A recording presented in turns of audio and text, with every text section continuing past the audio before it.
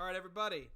So it's been a long night / day for the Gerondas due to the fact that we had to emergency babysit last night. We didn't get much sleep, so I did promise a review. I'm not going to do it live. I'm just going to record it ahead of time, just to make things easier, and I'll send you guys the link on YouTube. So I'm going to go through everything that's on the test tomorrow, basically go through everything that's on here, and the end. So, 1 and 2 go really close together. I can explain the historical order of the models of the atom, and I can explain Rutherford's gold foil experiment. So, the first model was the hard sphere. So the first model of the atom just kind of believed, the guy believed that atoms existed at this hard billiard ball-like sphere, and he didn't have any ideas about subatomic particles, that being protons, neutrons, and electrons. No idea about those. He just knew atoms were small. The end. The next guy discovered the electron using what we call a cathode ray tube. Excuse me. That was model number 2. Came right after the hard sphere model. He believed that the atom was just like this giant proton with electron chocolate chips in it. After that would be the gold foil experiment. Very important. So, 1, he fired alpha particles at gold foil. And this guy's name was Rutherford. And what he noticed is that most of the particles would just pass through, but some would bounce back. So what he concluded from this, given the fact that he was firing these alpha particles at a piece of gold foil, he noticed that most of the particles went straight through the gold foil, but occasionally one would bounce back. So he concluded that atoms are empty, but there is a small, dense nucleus in the middle. So this is typically like the most important experiment that we talk about. It's the only one where we really, really need to know what happened and what did he conclude based on it. That's number 3. Next is the Bohr model, which believes that electrons exist in orbits and that they can move up and down energy levels, or shells. That's another word for those. So it's the planetary model of the atom. And then lastly, we have the wave model, or the wave mechanical model, where here we said electrons are actually in a probable region known as an orbital. So that probable region is known as an orbital. And that's a definition that we need to know. So electrons exist in orbitals. So that's the order. We got hard sphere, electrons discovered using a cathode ray tube, the gold foil experiment, atoms are mostly empty with a small dense nucleus, the Bohr model, electrons orbit the nucleus like planets orbit the sun, and then the wave model, which is where electrons exist in what we call an orbital. Okay, that's 1 and 2. 3, 4, and 5. I can describe the mass, charge, and location of a proton, neutron, and electron. So let's do all those at once. If we just take that Bohr model of the atom, keeping things really simple, we have in the middle a positively charged nucleus. And within this nucleus, we have 2 things. We have the protons, which have a mass of 1 and a charge of 1. And we have the neutrons, who have a mass of 1 and a charge of 0. So that's why the nucleus is always positively charged. The only thing that it contains that has a charge are protons. And then outside of the nucleus, we have these negatively charged electrons who have no mass. So when you're describing the charge, location, and mass of these things, we say the protons have a mass of 1, they have a charge of +1, and they are in the nucleus. We say that the neutrons have a mass of 1, they have a charge of 0, and they are also in the nucleus. And then the electrons have no mass, a charge of -1, and they orbit the nucleus. I can determine the number of protons when given the atomic number. Well, that's easy. If we go to the reference table, we go open that PT. When you look at anything on this reference table, that right there is the atomic number. It's that bold number, which is the proton. So if you know the atomic number, you will automatically know how many protons you have. Keeping things simple, I like that. I can determine the number of electrons for an atom. So if we go back to the periodic table, to determine the number of electrons in any atom. So an atom means there is no overall charge. So if you pick any element, let's say copper. Copper has 29 protons. Copper also has 29 electrons, because if you are an atom, the positives and the negatives will cancel each other out because there is no overall charge. So you see the word atom, you say the protons and the electrons are the same. I can determine the number of electrons for an ion. So let's do a couple of examples of this. Let's do copper 2 plus 29. Let's do copper 1 plus 29. Let's do sulfur minus 2, 16. And we'll do nitrogen 5 minus 3. So when you have an ion, that means you are charged. And what happens when you are charged means the electrons are the ones that are changing. Because if you change the protons down here, you'll change the element. As evidenced when you compare sulfur and nitrogen. Sulfur has 16 protons, nitrogen has 5. So when you see a charge, you should say to yourself, I have changed the electrons only. We'll start with the coppers. So if copper's 2 plus, it has a proton of 29. Positive means I have lost electrons. 2 means I've lost 2 of them. So our electron total would be 27.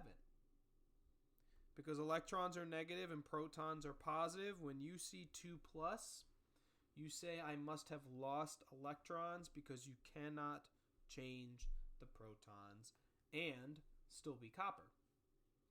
Copper 1 plus, with its 29 protons, will again have 29 protons. But now it's only lost 1 electron. So the electrons in this case would be 28. If we do the sulfur and the nitrogen,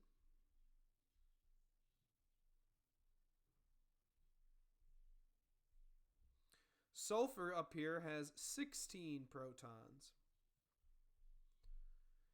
But the negative charge means it must have gained electrons because electrons are negative. The 2 means we must have gained 2. We have 18 electrons. Here, the nitrogen has 5 protons.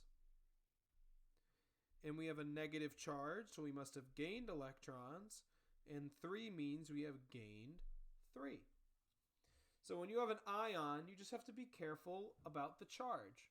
If it's negative, you have gained. If it's positive, you have lost. compare it to the amount of protons, and add or subtract appropriately.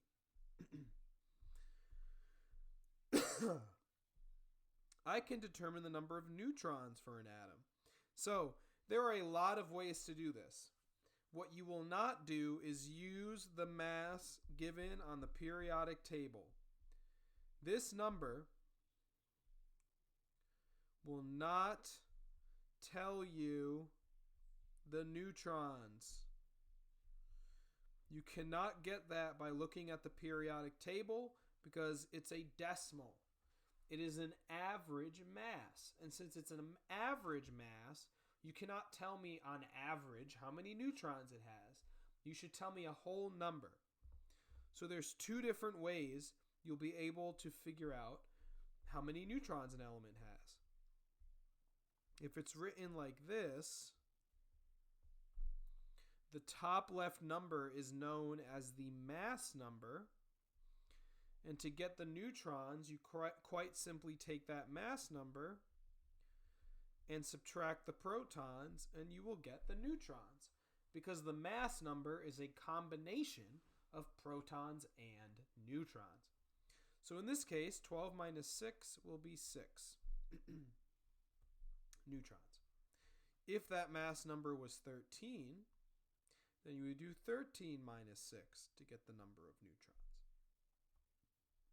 Or it might be expressed like this.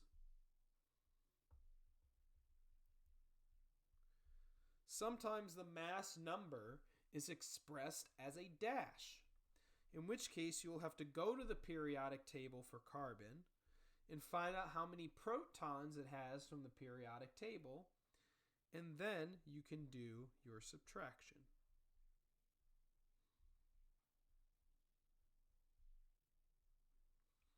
So, those are the two main ways that you will be given mass on a quiz or test.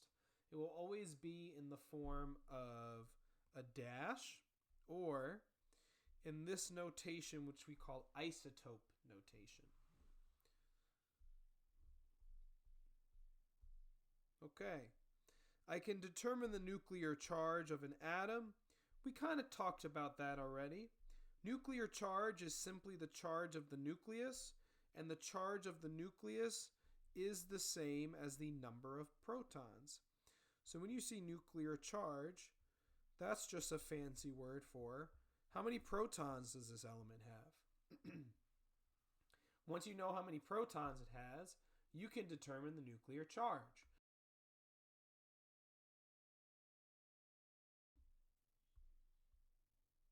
I can define an orbital of an atom. We talked about that. Orbitals is the probable location of an electron. So when you think electrons, you should think that they exist in an orbital. That is the most likely location to find an electron. I can calculate average atomic mass of an element given isotope data. So, let's say you had an element,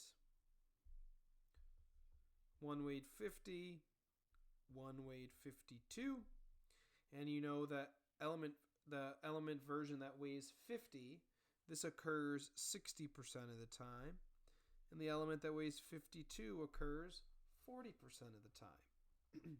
To calculate the average mass, you would take the mass of the first one and multiply it by its respective percent, and then add it to the mass of the second one, multiply by its respective percent, and then just divide it by 100. This is known as a weighted average. Since 50 and 52 are not exactly equal to each other, they don't occur at equal ratios. One of them is 60% and the other is 40. You cannot add 50 and 52 and then just simply divide it by 2 to get 51. You can't do that because 50 occurs and exists at a greater ratio than 52. So you have to do what's called a weighted average, which is very simple. You can just follow this method right here. multiply the mass times its percent, add it to the other mass times its percent, and then divide that by 100. I can interpret an electron configuration for an atom. So, when you look at the periodic table, the electron configuration is given in the bottom left corner. 281 versus 2881, etc. All that means for sodium here, for Na, is that you have 2 electrons in the first energy level, you have 8 electrons in the second energy level, and you have 1 electron in the third energy level. That's how you interpret these electron configurations. That last electron is known as the valence electron. And you use the valence electron when doing dot structures. So Na would have 1 dot. Mg would have 2 dots. Al would have 3 dots. Si, 4 dots. P, 5 dots. S,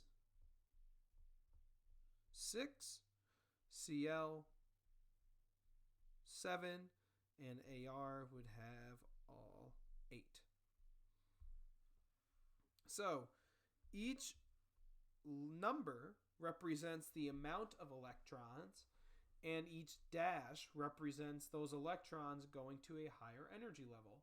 So for potassium, you would have 2 in the first energy level, 8 in the second, 8 in the third, and then 1 in the fourth.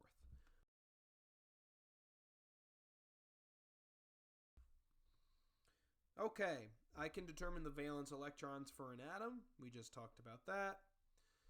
I can draw the Lewis dot structure for an atom in the ground state. We just talked about that. I can draw the Lewis dot structure for an ion. All right, so let's do a couple examples of those. Let's say you were drawing O versus O2 minus and Na versus Na plus.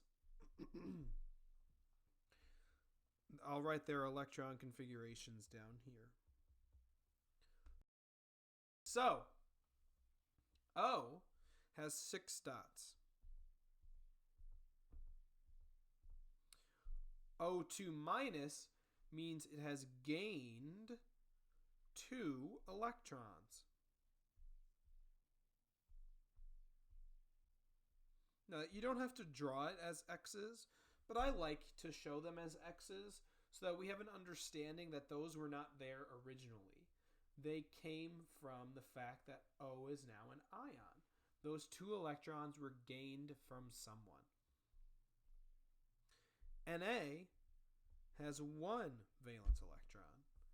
When it becomes plus 1, that means it has lost 1 electron. So Na's dot structure as an ion would just look like that. It would have no dots. Also, don't be like Mr. G, and remember to put your charges on your final answer when you're drawing an ion.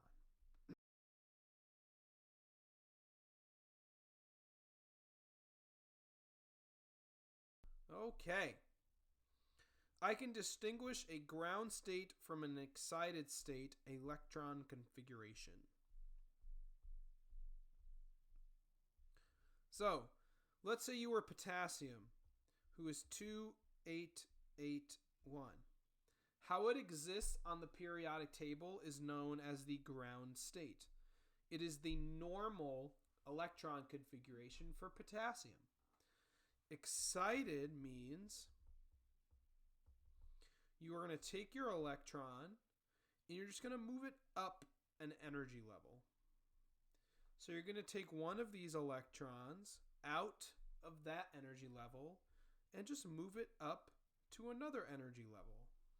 So you can even move that one if you'd like. The possibilities here are endless. You can be 2, 7, 9, 1, 2, 7, 8, 2, 2, 8, 7, 2. Either way, all you're trying to make sure that you do is that you take an electron out of an energy level and put it into a higher energy level, but the total should remain the same. I have 19 electrons up here.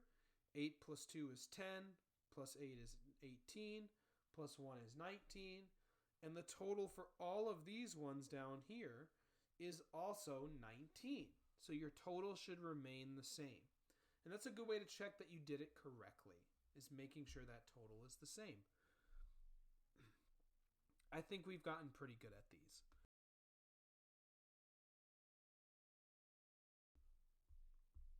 Okay. We're almost done. I can interpret isotopic notation. We've done that. We've talked about isotopic notation.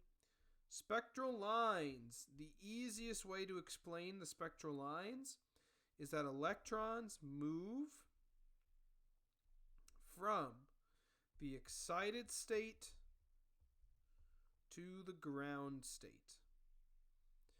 Now, if you want to be super, super duper correct, like give the ideal textbook answer, you would say the electrons gain energy, which moves them to the excited state, but they remain there for only a temporary period of time, so when they lose that energy, they return back to the ground state. But as long as you say the electrons move from the excited to the ground state, I'd be pretty happy.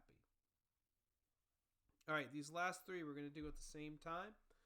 I can identify an unknown element based on spectral lines. I can identify the most abundant isotope of an element. I can explain the difference between an ion and an isotope. Let's do the first one, the spectral lines. Basically, if you had a mixture with some spectral lines popping up in certain places around different wavelengths, your objective is to try to figure out which elements would be in the mixture based on their spectral lines. And essentially all you're doing is just matching these up and making sure that if they're in the mixture, they're also one of the elements. Actually, vice versa is probably the better way to say that. If the element is in the mixture, its spectral line would pop up in the element. Or in the mixture, I'm sorry. So I would say that A and B are the elements in this mixture because all of their spectral lines pop up in the mixture. Versus C here, while one of them overlapped, most of them did not pop up in the mixture. So we should say that C is not in the mixture.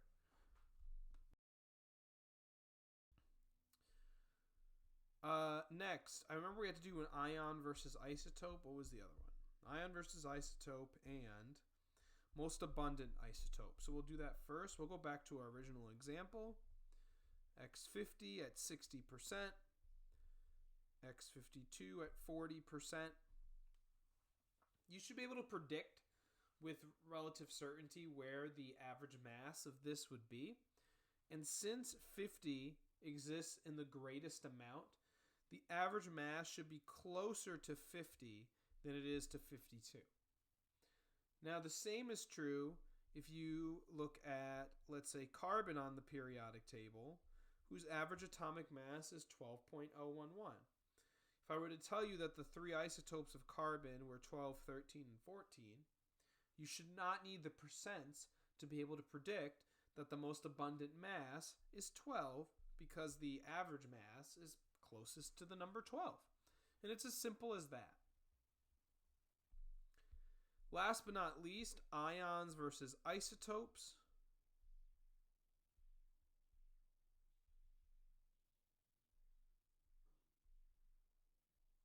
So,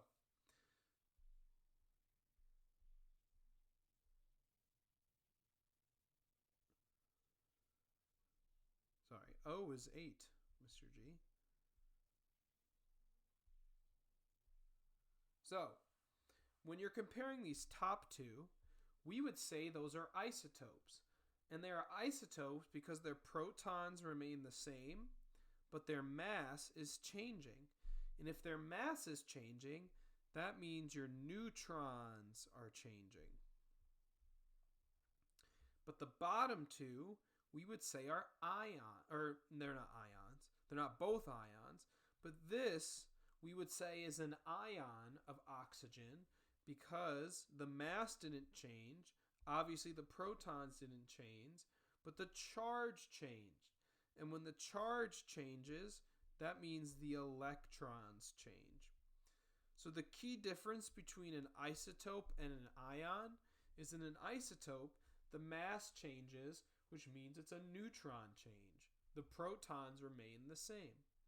In an ion, we have a charge change, which means the electrons change. The protons remain the same. All right, that's it. Honestly, I think you guys are going to be great tomorrow. Feel free to look over this video, do the CASA learning, and good luck.